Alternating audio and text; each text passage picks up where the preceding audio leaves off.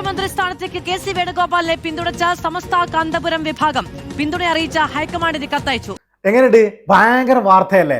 ഇക്കഴിഞ്ഞ ദിവസം ചില രാഷ്ട്രീയക്കാരിൽ വലിയ കോളിളക്കം സൃഷ്ടിച്ച ഒരു വാർത്തയായിരുന്നു ഇത്. ഇത്രക്ക് വാർത്താ ദാരിദ്ര്യം നമ്മുടെ കേരളത്തിലുണ്ടോ? പ്രത്യേകിച്ച് നമ്മുടെ റിപ്പോർട്ടർ ചാനലിന് ഇത്ര വലിയ ദാരിദ്ര്യം ഉണ്ടോ എന്നാണ് നമുക്ക് മനസ്സിലാവാത്തത്. വലിയ വെണ്ടക്കാക്ഷരത്തിൽ വളരെ വലിയ സ്പീഡിൽ കാന്തപുരം വിഭാഗം ഹൈക്കമാൻഡിന് കത്തയച്ചു. കെ.സി. വേണുഗോപാലിനാണ് പിന്തുണ അറിയിച്ചുകൊണ്ട് കത്തയച്ചത് എന്നൊക്കെ പറഞ്ഞ് വലിയ കോലാഹലം. ഇത് കേട്ടപ്പോ ചില രാഷ്ട്രീയക്കാർക്ക്, കോൺഗ്രസ്സുകാർ ഒന്നാമത് നമുക്കറിയാം ഇപ്പോൾ വളരെ വലിയ വിജയം, അതിന്റെ ഒരു തനിമ നഷ്ടപ്പെടുത്തുന്ന രീതിയിലെന്നോണം ഇപ്പോൾ സോഷ്യൽ മീഡിയയിലും മറ്റുമൊക്കെ ഇപ്പൊ തെരുവുകളിലും അടിപിടി കൂടിക്കൊണ്ടിരിക്കുകയാണ്. അതിനിടക്കാണ് കെ.സി. വേണുഗോപാലിനെ കാന്തപുരം വിഭാഗം പിന്തുണച്ചു എന്ന് പറയുമ്പോൾ ആർക്കും ദേഷ്യം വരും. കാരണം കേരളം മനസ്സ് ഒന്നാകെ ഇപ്പോൾ വി.ഡി. സതീശനൊപ്പമാണ്. യഥാർത്ഥത്തിൽ ഇവിടെ എന്താണ് സംഭവിച്ചത്?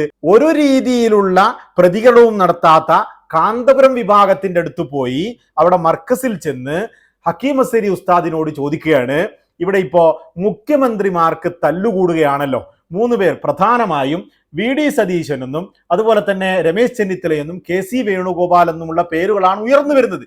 ഇതിൽ നിങ്ങളുടെ അഭിപ്രായം എന്താണ്? ഈ ചോദ്യം അവർ പുറത്തുവിട്ടിട്ടില്ല, ലൈവ് ഞാൻ കണ്ടിട്ടില്ല, അവർ യൂട്യൂബിൽ ഷെയർ ചെയ്തതിൽ ഈ ചോദ്യമില്ല. അപ്പൊ ഈ ചോദ്യത്തിന് മറുപടിയായി അഭിപ്രായം പറയുന്നു. ഒപ്പം അദ്ദേഹം 3 പേരെയും പിന്തുണയ്ക്കുന്നുണ്ട്. അപ്പൊ അതാണ് ഈ മൈക്കും കൊണ്ടുപോയ രഞ്ജിത്ത് പറയാണ്, ഞാൻ അവിടെ പോയപ്പോ എന്നോട് പറഞ്ഞത് 3 പേരെയും അബ്ദുൽ ഹക്കീം അസ്സരി പിന്തുണക്കുന്നുണ്ട്.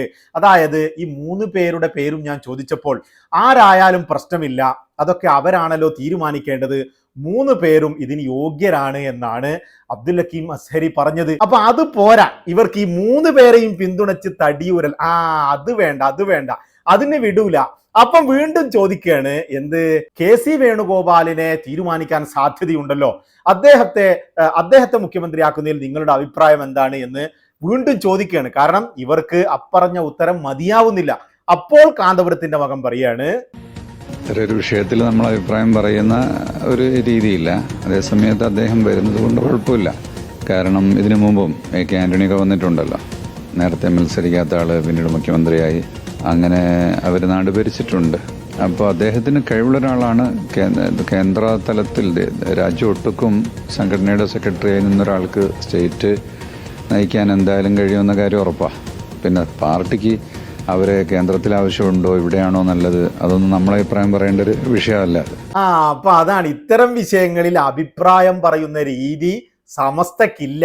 പിന്നെ കെ.സി. ആവുന്നതിൽ പ്രശ്നവുമില്ല. കാരണം മുമ്പ് എ.കെ. ആന്റണിയെ പോലെയുള്ള നേതാക്കൾ ഇത്തരത്തിലായിട്ടുണ്ട്. അവർ 6 മാസത്തിനുള്ളിൽ മറ്റൊരു തെരഞ്ഞെടുപ്പിനെ നേരിടുകയും പിന്നെ മുഖ്യമന്ത്രി സ്ഥാനത്തേക്ക് വരികയും ചെയ്തിട്ടുണ്ടല്ലോ. അപ്പൊ അതുകൊണ്ട് തന്നെ ഒരു ദേശീയ നേതാവെന്ന നിലക്ക് അദ്ദേഹം ഇന്ത്യയൊട്ടാകെ കോൺഗ്രസിനെ നയിച്ചു കൊണ്ടുപോകുന്ന AICC ജനറൽ സെക്രട്ടറി എന്ന നിലക്ക് അദ്ദേഹത്തിന് ഭരിക്കാനുള്ള കഴിവുകളൊക്കെ ഉണ്ടാകും.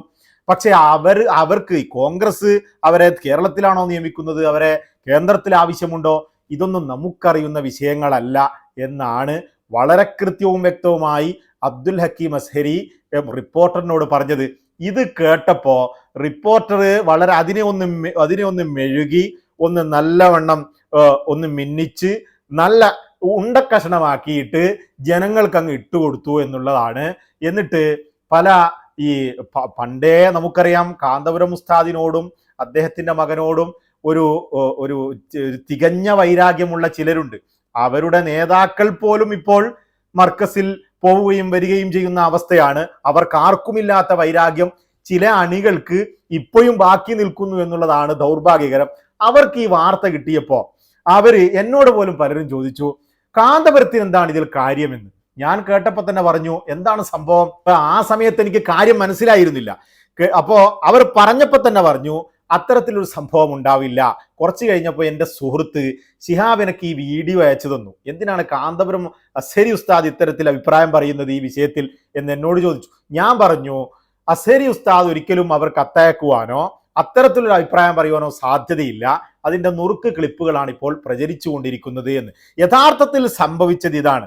ഒരാവശ്യവുമില്ലാതെ ബൈറ്റെടുക്കാൻ പോവുകയും അദ്ദേഹത്തിന്റെ ചില അഭിപ്രായങ്ങളെ വളച്ചൊടിച്ചുകൊണ്ട് ഇത്തരത്തിലേക്ക് ആക്കി മാറ്റുകയുമാണ്. ഇതൊക്കെ പറയുമ്പോഴും ഒരു ചോദ്യം അവശേഷിക്കുകയാണ്, അവർ പിന്നെ എന്തിനാണ് കത്തയച്ചത് എന്നുള്ളത്.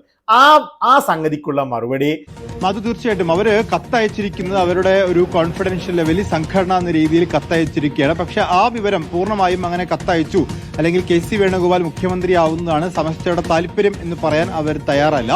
നിങ്ങൾക്ക് ചിരി വരുന്നില്ലേ? എനിക്ക് ചിരി വരുന്നുണ്ട് ഇത് കേൾക്കുമ്പോൾ. കാരണം അവർ കത്തയച്ചു എന്നവർ പറയുന്നില്ല, പരസ്യമായി അവർ പ്രസ്താവിക്കുന്നില്ല. എന്നാലും അവർ കത്തയച്ചിട്ടുണ്ട്, നമ്മളോട് അവർ പറഞ്ഞിട്ടില്ല. പിന്നെ ഈ റിപ്പോർട്ടറിന്റെ രഞ്ജിത്ത് എങ്ങനെയാണ് അവർ കത്തയച്ചു എന്നറിഞ്ഞത്? ആരാണ് ഇവരോട് പറഞ്ഞത്? ഹൈക്കമാൻഡ് പറഞ്ഞോ ഇവിടത്തേക്ക് ഒരു ഇമെയിൽ വന്നിട്ടുണ്ട് എന്ന്? അഭ്യൂഹങ്ങളിൽ നിന്നുള്ള വാർത്ത എന്നല്ലാതെ ഒരു നിജസ്ഥിതിയും ഒരു സത്യാവസ്ഥയും ഇല്ലാത്ത വാർത്തയാണിത് എന്ന കാര്യത്തിൽ യാതൊരു സംശയവുമില്ല. കാന്തപുരം ഉസ്താദിന് കേന്ദ്രത്തിലേക്കോ അല്ലെങ്കിൽ കോൺഗ്രസിന്റെ ഹൈക്കമാൻഡിലേക്കോ കത്തയച്ചുകൂടാ എന്നല്ല, അവർക്ക് അയക്കാം. അവർ സമൂഹത്തിൽ ഒരു വലിയ ശക്തി എന്ന നിലക്ക്, ജനാധിപത്യ സംവിധാനത്തിൽ ഒരു സമ്മർദ്ദ ശക്തി എന്ന നിലക്ക്, പലപ്പോഴും ഒരു പൗരൻ എന്ന നിലക്കും ഒരു വലിയ സംഘടനാ നേതാക്കൾ എന്ന നിലക്കൊക്കെ അവർക്ക് കത്തയക്കാം. പക്ഷെ ഇവിടെ അത് സംഭവിച്ചിട്ടില്ല എന്ന് തന്നെയാണ് ഞാൻ വിശ്വസിക്കുന്നത്. അത് ഇവരും പറയുകയാണ്. അവർ നമ്മളോട് അവർ കത്തയച്ചു എന്ന് പറയുന്നില്ല, സമ്മതിക്കുന്നില്ല. അവർ കോൺഫിഡൻഷ്യലായി ആരും അറിയാതെയാണ് കത്തയച്ചത്. പിന്നെ ഇവർക്ക് അഭ്യൂഹങ്ങളിൽ നിന്നുള്ള വാർത്ത മാത്രമാണ് എന്ന് അവർ തന്നെ അതിന്റെ വിശദീകരണം പറയുമ്പോൾ രഞ്ജിത്ത് തന്നെ പറയാണ്.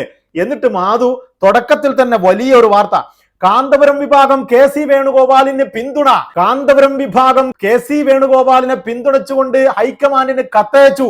എന്താ കേൾക്കാൻ ഒരു വലിയൊരു എന്തൊരു രസമാണ് അല്ലേ? കാരണം ഒരു രാഷ്ട്രീയ പാർട്ടിയല്ല, ഒരു മുസ്ലിം ലീഗ് അല്ല, ഒരു INL അല്ല, ഒരു CPI അല്ല, ഒരു MLA പോലും ഇല്ല. പിന്നെ എന്തിനാണ് ഇവർ ഇതിൽ ഇടപെടുന്നത്? ഘടകകക്ഷിയാണോ? അതുമല്ലല്ലോ എന്നൊരു ചോദ്യം ജനങ്ങളിൽ ഉണ്ടാക്കുകയും ആ പണ്ഡിതനെ പർച്ചീന്തുകയും ചെയ്യാൻ വേണ്ടി ഒരു ക്ഷണവുമില്ലാതെ മൈക്കുമായി അവരെടുത്ത് പോയി ആ കളവ് പ്രചരിപ്പിക്കുകയാണ്. എന്തൊരു അവസ്ഥയാണ്! ഇത്രക്ക് വാർത്താ ദാരിദ്ര്യം ഉണ്ടോ എന്നുള്ളതാണ്. ഇപ്പൊ നമ്മളിവിടെ പരിശോധിച്ചതിൽ KC വേണുഗോപാലിന് വേണ്ടി മാത്രം പ്രത്യേകം പിന്തുണച്ചിട്ടില്ല, മറിച്ച് അദ്ദേഹം പറഞ്ഞത് 3 പേരെയും പിന്തുണക്കുന്നു എന്നാണ്. അത് രഞ്ജിത്ത് തന്നെ പറയുന്നു. അതുപോലെ തന്നെ ഈ വാർത്തയുടെ തുടക്കത്തിൽ പറഞ്ഞതിന് വിപരീതമാണ് രഞ്ജിത്ത് അതിന്റെ വിശദീകരണം പറയുന്നത്. അതാണ് ഇവിടെ ഞാൻ സമർത്ഥിക്കുന്നത്. പിന്നെ മറ്റൊരു വിഷയം കത്തയച്ചോ എന്നുള്ളതാണ്. കത്തയച്ചോ എന്നുള്ളതിന് രഞ്ജിത്ത് തന്നെ പറയുന്നു നമ്മളോട് അവർ കത്തയച്ചു എന്ന് പറഞ്ഞിട്ടില്ല, അപ്പൊ അതും ക്യാൻസൽ. പിന്നെയോ പിന്നെ 3 പേരെയും അവർ സമ്മതിക്കുന്നുണ്ട്. പിന്നെ KC ആയാൽ പ്രത്യേകിച്ച് പ്രശ്നങ്ങളൊന്നുമില്ല, അതിൽ തെറ്റൊന്നുമില്ല, കാരണം മുമ്പ് അത്തരത്തിൽ ആന്റണിയൊക്കെ ആയിട്ടുണ്ടല്ലോ എന്നുമാണ് കാന്തപുരത്തിന്റെ മകൻ അബ്ദുൽ ഹക്കീം അസ്ഹരി പറഞ്ഞത്. പിന്നെ ഇത്തരത്തിലുള്ള വാർത്താ ദാരിദ്ര്യം റിപ്പോർട്ടർ ചാനലിൽ ഉണ്ടോ എന്നുള്ളതാണ് എൻ്റെ ചോദ്യം. പലപ്പോഴും പല അപവാദങ്ങളും റിപ്പോർട്ടർ ചാനലിനെതിരെ ഈ അടുത്ത കാലത്തായി വന്നിട്ടുണ്ട്. അതിൻ്റെയൊക്കെ ഇടക്കാണ് ഇത്തരത്തിൽ വാർത്തകളെ വളച്ചൊടിക്കുന്നു എന്ന രീതി കൂടി അവരുടെ ഭാഗത്ത് നിന്നുണ്ടാവുന്നത്. ഇതൊക്കെ മാധ്യമധർമ്മത്തിന് നിരക്കാത്തതാണെന്ന് നമ്മുടെ മൊട്ട അനിൽകുമാറും അതുപോലെ തന്നെ മാധുവും അതുപോലെ ഈ സാക്ഷാൽ രഞ്ജിത്തിനെ അവൻ്റെ റിപ്പോർട്ടിങ്ങിലും പല ഇൻ്റർവ്യൂകളൊക്കെ ഞാൻ പ്രത്യേകം കാണുന്നതാണ്. അദ്ദേഹം നല്ലൊരു മാധ്യമ പ്രവർത്തകനായി ഞാൻ ഇതുവരെ നിരീക്ഷിച്ച ഒരു വ്യക്തി കൂടിയാണ്. അത്തരത്തിലൊരു വ്യക്തിയിൽ നിന്നുകൂടി ഇത്തരത്തിലൊരു വാർത്ത പുറത്തു വരുന്നത് എന്നെ വിഷമിപ്പിച്ചു എന്ന് തന്നെ വേണം പറയാൻ. അദ്ദേഹം പലപ്പോഴും മുസ്ലിം നേതാക്കളെയും മറ്റുമൊക്കെ ഇന്റർവ്യൂ ചെയ്യുന്നതിൽ വളരെ കഴിവുള്ള ഒരു വ്യക്തിയാണ്. ഒരു രഞ്ജിത്താണ് എങ്കിൽ കൂടി അദ്ദേഹത്തിന് നമ്മുടെ ഹദീസിനെ പറ്റിയും ഖുർആനെ പറ്റിയും മറ്റ് വിഷയങ്ങളെ പറ്റിയൊക്കെ അത്യാവശ്യം ഒരു ബേസിക് വിവരമുള്ള ഒരു വ്യക്തിയാണ് രഞ്ജിത്ത് എന്ന് പറയുന്നത്. നല്ല മാധ്യമ പ്രവർത്തകനാണ്. പക്ഷേ ഇവിടെ വളച്ചൊടിച്ചത് രഞ്ജിത്താണോ അതോ മാധുവാണോ അതോ റിപ്പോർട്ടറിന്റെ ഇന്റേണൽ ടീമാണോ എന്നുള്ളത് നമുക്ക് വ്യക്തമല്ല. ഏതായാലും നമ്മുടെ മുഖ്യമന്ത്രിയെ ഇതുവരെ തെരഞ്ഞെടുക്കാൻ കഴിഞ്ഞിട്ടില്ല. വരും മണിക്കൂറുകളിൽ ഏത് നിമിഷവും മുഖ്യമന്ത്രി ഹൈക്കമാൻഡ് തിരഞ്ഞെടുക്കും എന്നാണ് നമ്മൾ പ്രതീക്ഷിക്കുന്നത്. അത് VD സതീശൻ തന്നെ ആവട്ടെ എന്ന് കേരള ജനത ആഗ്രഹിക്കുകയും ചെയ്യുകയാണ്. തൽക്കാലം വിട, നമുക്ക് വീണ്ടും കാണാം.